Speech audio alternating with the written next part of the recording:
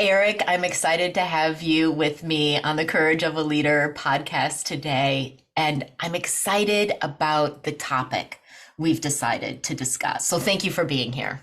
Thank you, Amy. It's great to be here. Yeah. So I talk in my programs, I describe in my book a concept called a leadership legacy. And I know that you can relate to this, Eric. A leadership legacy is the bigger picture purpose to our leadership. We bring it to all areas of our life. We bring it to different organizations, different projects, different relationships. It's what can call us forward. And I know that you are living your leadership legacy. You are clear about your purpose. And when you look at the different skill sets and the different experiences that you had and how you're bringing them all together today, it tells a powerful story. Can you tell us the high level version of that story? How did you discover your purpose and what is it? Well, I had a kind of a coach, or I guess he was really more like a friend, who unfortunately has passed away a number of years ago, at much too young an age. But his name is John Briscoe, and he was the head of the water programs for the World Bank, Okay. with all around the world. That was most of his career, and they were always very complex projects. So when I got to know him, I asked him how he managed these complex projects. Yeah. And he said he managed it with a Venn diagram. So he Okay. broke everything down into small pieces that were defined, and he looked at all these projects as Venn diagrams. Well, I took that idea and I applied it to my own career at that point. I was midway through a career, and I observed that everything I had done up until then and everything I've done since then fell into this consistent Venn diagram. Yeah. My undergraduate training was in science, so biology and biochemistry. Mm-hmm. And then I had a brief, but for me, kind of pivotal career in architecture and design. Yeah. And then I got into business. And when I put those three bubbles together, that Mm-hmm. became my leadership process. I've started 3 private equity firms, and they all fall within that Venn diagram definition: science plus design plus business or organization. Yeah. So inside of your leadership legacy, what are you bringing forth? What are you working on right now? So right now, my colleagues and I run a business called Tilia Holdings, and we Yeah. are focused on innovation and processes in the food supply chain. This and connecting food to the prior firm that I ran, which is health, so food and health. Okay. And the purpose that we have developed for this is we think of food as upstream from the healthcare spectrum. So it has tremendous effects on what you eat, has tremendous effects on health. And you probably know these kinds of statistics. The number of people who are undernourished in the world has fallen dramatically because of successes in the development of the food industry. The number of people who are suffering from diabetes or pre-diabetes has gone up significantly because of the excess of food or other conditions that have developed. So we're focused on this connection between food and health, and we call it the the 3 Ps. Okay. So the first thing that my partner and I have really focused on is food safety, which we think of as public health. Okay. About 60 million people in the world, they're in the US every year, suffer from some sort of foodborne illness. Okay. So having safe food supply is a public health concern. Okay. The second P we call personal health, and that is nutrition and wellness. That's how we eat that affects our health. And then the third P is planetary health, which is sustainability in ways that the food industry, which accounts for about 30 to 40% of greenhouse gases, how it can affect the sustainability of the planet. So public health, personal health, planetary health, the 3 Ps. That's our mission. Got it. You started saying food safety, and I was like, where's the P, Eric? Okay. Public, personal, and planetary. I love it. So you seem really clear about what you about your leadership and what you are looking to accomplish in our world. How did that become clear, right? I mean, you can look back now and you can see the Venn diagram. When did the Venn diagram first become clear? How did you see that? Well, it was before I had a Venn diagram, Good. basically. Okay.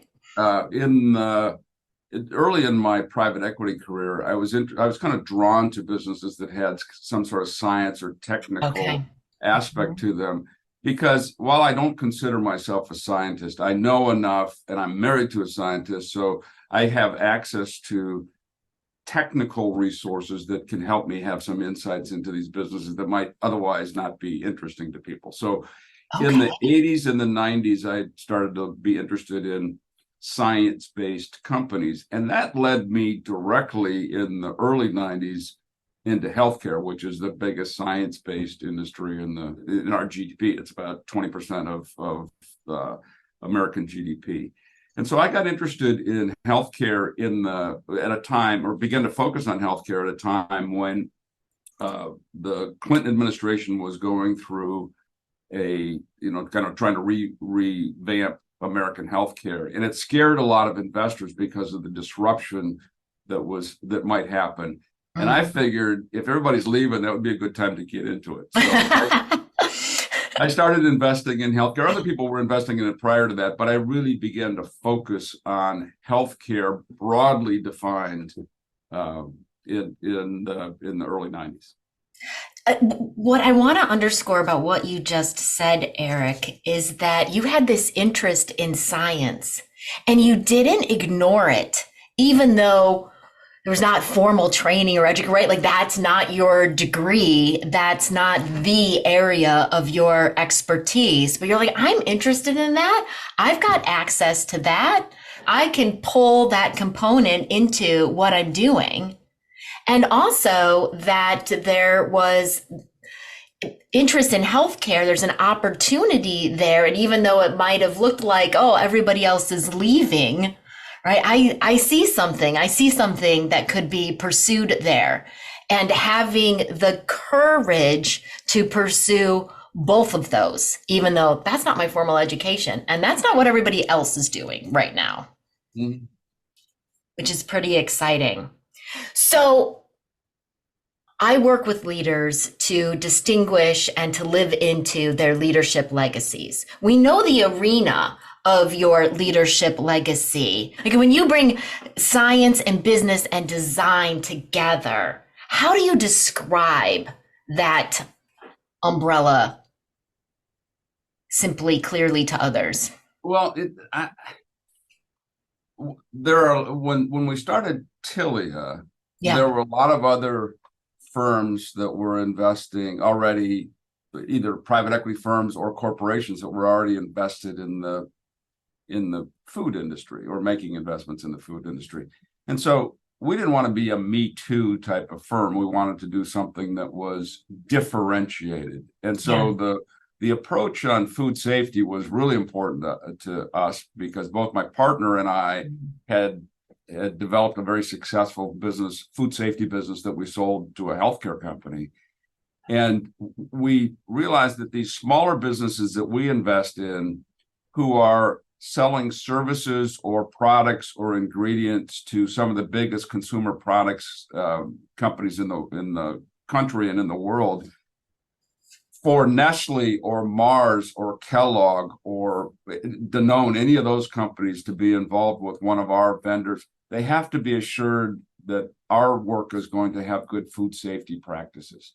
Yeah. So we began with that, and that has become sort of the first leg of differentiation for us. That Okay. we wanted to be different from what other people were doing in the food supply chain. We developed this notion that we would work in this very complex, long and kind of hidden middle of the supply chain. So from where food is grown to where it's consumed is a complex, global, inefficient, changing, disrupting supply chain. And Yeah. nobody else was focused exclusively on that. So we developed the tagline that, this term farm to table or farm to fork. Yeah, yeah. We wanted to be the two. So anything that Ah, helped move food along the supply chain and help ultimately it get to the consumer products good companies and their consumers. you are the two in farm to fork. Yep. Got it. Eric, I have more questions, but let me take a moment and tell listeners more about you. Eric Larson is Tilia's chairman, co-founder, and co-CEO. And Eric started his career as a private equity investor and business builder in 1986. Prior to co-founding Tilia in 2017, Eric established Linden Life Science in 2002, now known as Linden Capital Partners, a leading healthcare-focused middle market private equity firm. Eric was Linden's chairman and as its senior investment professional, developed the firm's strategy and organization. Before Linden, Eric was executive vice president, managing general partner, and co-founder of First Chicago Equity Capital, now One Equity Partners. And he began his private equity career as a partner and investment principal at First Chicago Venture Capital, now Madison Dearborn Partners. Lots of changes and dynamics in these industries that you've been in. In addition to Tilia, I just want to tell you, Eric is involved with several technically oriented organizations.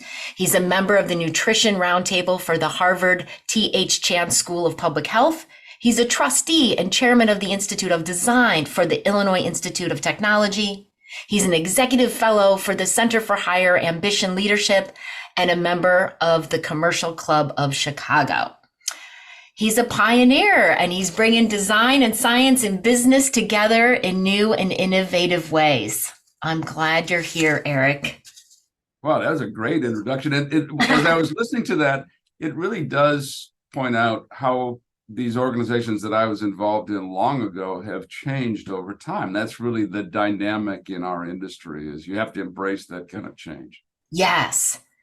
And Eric, that brings up the question for me. You have a purpose, you have something that you are trying to create, and dynamics are changing in the industries, in the landscape, in all of the parts of the two, in farm to fork, right? How do you make sure that you are boldly living into your purpose, that you stay committed to what you want to stay committed to as things move and shift? I think of us as we're capitalists, so we're investing various different types of capital. In private equity, it's obvious that one of the forms of capital is financial capital that we manage. We're fiduciaries. We manage the capital that other investors have entrusted to us. But that's only one of the four types of capital that we think we're responsible for. And in alphabetic order, that would be the second one, financial capital. Okay. The first is brand capital. And as I mentioned earlier, our portfolio companies are working on behalf of the biggest consumer packaged goods or CPG companies in the world. And so we're helping to manage their brands. And so our customers' brands are important to us. And we look at customer satisfaction as one of the metrics of success. So brand capital, then financial capital on behalf of our investors. That's what a good investor return looks like. We can measure that from start to finish of our ownership period. The third type of capital that we're managing is human capital. And that's the employees who work in the businesses that we're involved with. And throughout my career, I've been struck by this rather bleak survey that Gallup does every year that shows that 2/3 of employees are dissatisfied with their jobs. So I feel if there's a role that we can play in improving the employee engagement and employee satisfaction during the time that we own these businesses, that's capital that is well managed. And then the last form is what we call social capital. That is the engagement of our companies in the communities that they're involved in, whether they are working with a local food bank, donating some of their food, other kinds of volunteer work. That is up to them. But we think of all four of those types of capital as what our portfolio companies are responsible for. Yeah, I know I was excited in one of our last conversations, Eric, about how you look across the different companies in your portfolio and you find ways to create synergies, economies of scale, collaboration. Um, can you tell us about how you do that? How you look at the landscape inside of your portfolio? Well, this is what's been really interesting about the strategy that Tilia is involved with compared to the 30 plus years of portfolio companies before that. Tilia companies hang together as part of a supply chain. So Yeah. we have food safety testing, a food safety testing business. We have a cold storage and logistics business. We have several different types of ingredients, contract manufacturing, packaging, other kinds of alternative processing and services. They have many of the same end customers. Okay. So Yeah. we can treat them in some respects as if we're the owner of a holding company that has these different divisions, and we can help with their customer relationships. We can help with their employee recruiting and benefits. Many of these things other private equity firms do as well. But the thing that hangs together for the Tilia portfolio companies is they have the same set of end customers. And Yeah. that makes it very exciting for them to engage with one another. We like nothing more than to have the CEOs of our portfolio companies talking about their next meeting that they're going to have with one of the big CPGs. We like the heads of HR to be talking to each Mhm. other about the employee practices and the challenges that they have. We like the chief commercial officers to be discussing innovations and opportunities that are coming to the marketplace. In the last several years, we realized that many of the big companies, the biggest food CPGs in the country, in the world, are coming to our little companies asking for help with innovation in the supply chain. So it's interesting. Their resources are so large, but they're looking to our companies to help for innovations and ideas that can make their supply chain more efficient. So this year we launched an organization that we call within Tilia, that we call the Tilia Innovation Collaboratory. Yeah. And This we is created, exciting. with the help of an innovation scientist, we created a framework of innovation just for Tilia. And then we made up this word collaboratory, which is really focuses on the natural collaboration that happens in the food supply chain. And the fact that that's collaboration, and that each one Yeah. of our portfolio companies can act like a laboratory or a pilot project for improving things in the supply chain. So we put all that together. We hired a woman to run this organization for us, and we are launching these innovation projects at each one of our portfolio companies. Our upcoming board meeting, which is around strategy and our value creation plans, the first round of these innovation intents from each one of the portfolio companies will be presented at the board meetings. So we're very excited about this. I love this. I'm excited about it too, Eric. You know, I'm a fan of efficiency and effectiveness, right? And I think that this is really a neat opportunity. You have a diverse portfolio, but it's diversification inside of a single supply chain. So, like you said, everybody has the same customer. So it enables you to bring everybody together to innovate for the same purpose. And I'm realizing as you were talking, like how many distinct organizations don't do this, right? You've got all the functions inside of an organization, like kind of translating this for all of you leaders out there inside of whatever company you are inside of. You've got different departments and functions inside of your organization. You're all serving the same customer, and we miss opportunities to collaborate and to discuss, right? Why isn't the head of operations in this division talking to the head of operations in this division and sharing ideas?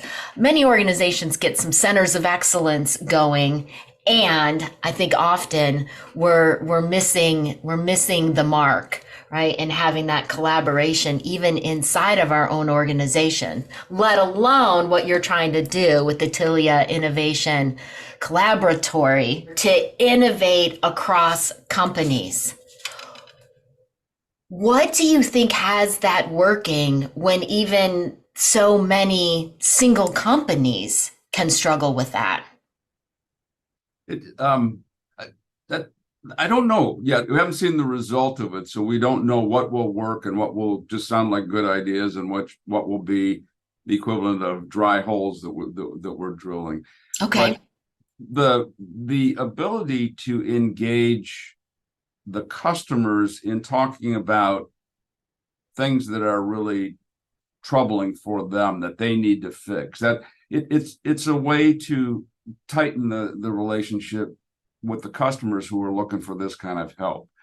And I tie it back to the experience that we had 25 years ago in healthcare, where big companies were merging, and then out of those expensive merger decisions came some cost rationalization where they outsourced some services that they used to do internally.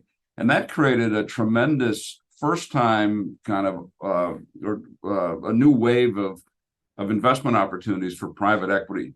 The food industry is going through the same thing. There's a set of outsourced technical mission critical services that our companies can provide to the biggest consumer packaged goods companies.